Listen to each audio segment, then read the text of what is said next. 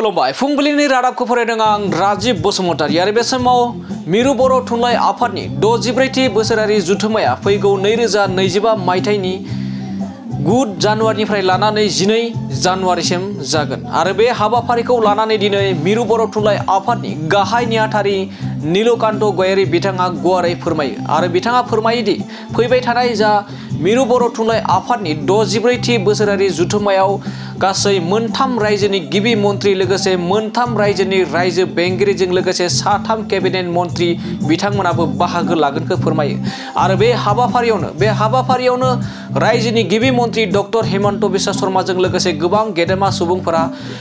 मिरु बर' थुनलाइ आफादनि 64थि बोसोरारि जुथुम्मा हाबाफारियाव बाहागो लाफैनानै माखासे मानि बाथ्रा सावरायगोनखौ बिथाङा फोरमायो। दानिया फैदो बिदिब्ला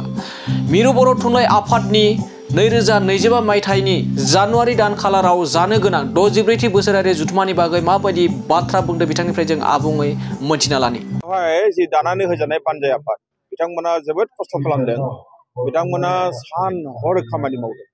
आरो बेजों लोगोसेनो जोङो बर' थुनलाइ आफादनिफ्राय जोंहा जिहेतु जोंनिनो मोनसे जुथुम्मा जागोन बेयो, जोङो गोबां जोंबो नाजादों जाहाथे बे जुथुम्माया जाफुंसार जुथुम्मा जायो। जोङो इतिमध्य गोबां आलासिखौ जोङो कन्टेक्ट खालामबाय, दासिमबो नोंथांमोननो आङो दुखु मोनदों जे अफिसियेल भाबै जों दाबो फोसावनो हायाखै। जोङो फैगौ 3 जानुवारि खालि जोंहा लास्ट एग्जिकिउटिभ दङ आरो बेयावनो जोङो बर' थुनलाइ आफादनिफ्राय सोर मा बान्था मोनगोन बेखौबो जों फोसावगोन। बेखायनो आं दिनै खावलायदों नोंथांमोनाबो 3 जानुवारि 2025 थांनानै बे जायगायाव जेरावनाखि डेम'क्रेसि बा देमु नोगोर बेवहाय थांनानै नोंथांमोनाबो जोंखौ मदद खालाम आरो बेनि गेजेरजों जों गोबां बाथ्राखौ रायजो राजानो मिथिहोनो हागोन। गाहाय आलासि महरै जोङो अमित शाहखौ जों नागिरखायाखै। जोंहा गिबियाव साननाया दंमोन जोंनि भारतनि गाहाय मन्थ्रि बिथांखौनो, नाथाय जिहेतु जोङो दिल्लीयाव बड'लेण्ड महोत्सब जों फालिबाय, 14 नभेम्बर फालिबाय, बिथाङा बेवहाय फैलिया, बे जोंहा बहुत स्पष्ट जाबाय। दा जोङो थाङै जोंनि आसामनि गिबि मन्थ्रि बिथांखौनो जोङो गाहाय आलासि महरै जोङो सिन्था खालामदों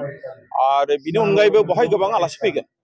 जोङो बेवहाय आलासि महरै जोङो 3 रायजो बेंगिरिखौ जोङो मिजिंथिदों, 3 गिबि मन्थ्रि बेवहाय बाहागो लागोन, 20 हादरनि राष्ट्रदूतफ्रा बेवहाय बाहागो लागोन, बिथांमोना आलासि महरै फैगोन। जोंनि भारत सरकारनि 3 केबिनेट मिनिस्टार बेवहाय बाहागो लागोन आरो बेजों लोगोसे जोंहा नेपालनि बर' फिसाफोर जायफ्रा मेसेफोर बिथांमोना फैगोन, बांलादेशनि बर' फिसाफोर बिथांमोनाबो फैगोन, जोंनि दिल्लीयाव थानाय बर' फिसाफोर बिथांमोना फैगोन, सोनाब बंग'नि बर' फिसाफोर, जोंनि मेघालयनि बर' फिसाफोर, गासैखौबो लानानै जोङो 1700नि बारा जोङो बेवहाय थान्दै जों आसा खालामदों आरो बेवहाय जोंहा माखासे बार्निं प्रब्लेम्सफोर दङ, बेखौ जोङो सावरायगोन, जाय बाथ्राखौ नोंथांमोना समजों लोगोसे गासिबो मिथिजोबगोन।